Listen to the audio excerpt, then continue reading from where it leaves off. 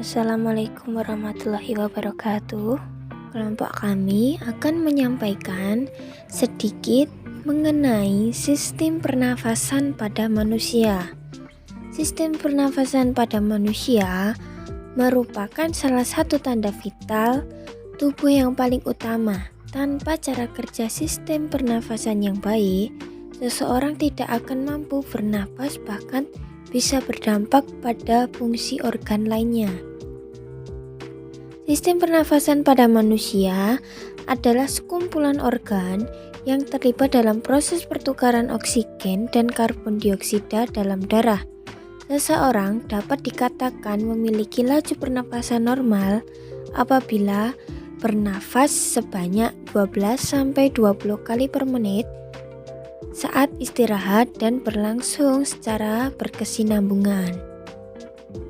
Manusia bisa melakukan dua cara pernafasan, yaitu dengan pernafasan dada dan dengan pernafasan perut.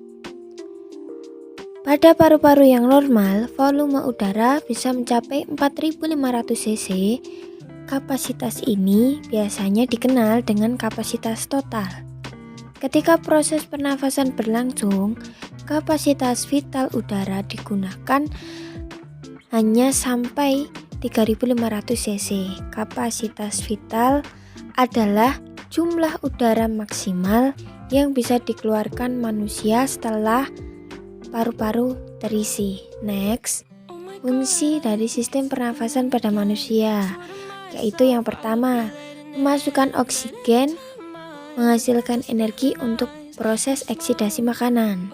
Yang kedua, mengeluarkan sisa oksida, yaitu berupa karbon dioksida. Dan yang ketiga, merawat alat peredaran darah. Maksudnya di sini, aliran darah yang akan mengalirkan oksigen ke sel tubuh dan membuang limbah karbon dioksida. Nah, ini merupakan bagian-bagian dari sistem pernafasan pada manusia. Yang pertama ada rongga hidung, yaitu tempat masuknya udara pernafasan pertama kali. Rongga hidung berlapis selaput lendir. Di dalamnya terdapat kelenjar minyak dan kelenjar keringat. Selaput lendir sendiri berfungsi menangkap benda asing yang masuk lewat saluran pernafasan. Selain itu, terdapat juga rambut pendek dan tebal yang memiliki fungsi menyaring partikel kotoran yang masuk bersama udara. Di dalam rongga hidung terjadi penyesuaian suhu dan kelembapan udara, sehingga udara yang masuk ke dalam paru-paru tidak terlalu kering ataupun terlalu lembab. Yang kedua, ada faring, merupakan persimpangan antara saluran makanan atau biasa disebut dengan esofagus dan saluran respirasi atau trakea. Nah, 3 bagian laring. Yang pertama ada nasofaring, yang kedua ada orofaring, dan yang ketiga ada laryngofaring. Pada bagian belakang faring terdapat laring atau tekak. Tempatnya terletak pada pita suara.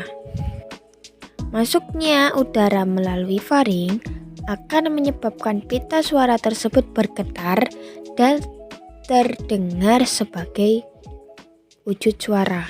Yang ketiga ada laring.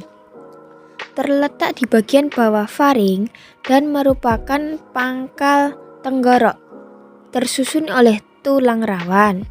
Berfungsi untuk menyalurkan udara dari faring ke trakea. Terdapat pada glotis atau bagian atas laring. Yang kelima ada bronkus.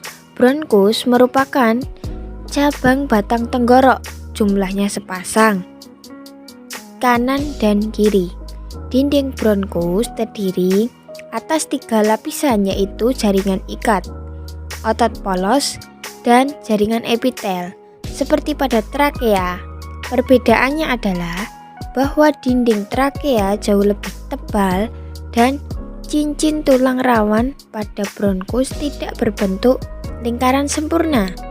Fungsi dari bronkus sebagai saluran atau menyediakan jalan bagi udara untuk masuk paru-paru, melembabkan udara, serta menyaring partikel-partikel asing.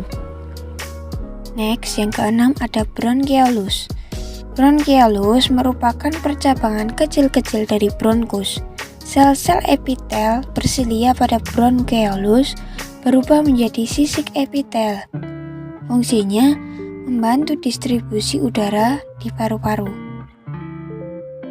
Next, jenis penyakit pada saluran pernafasan.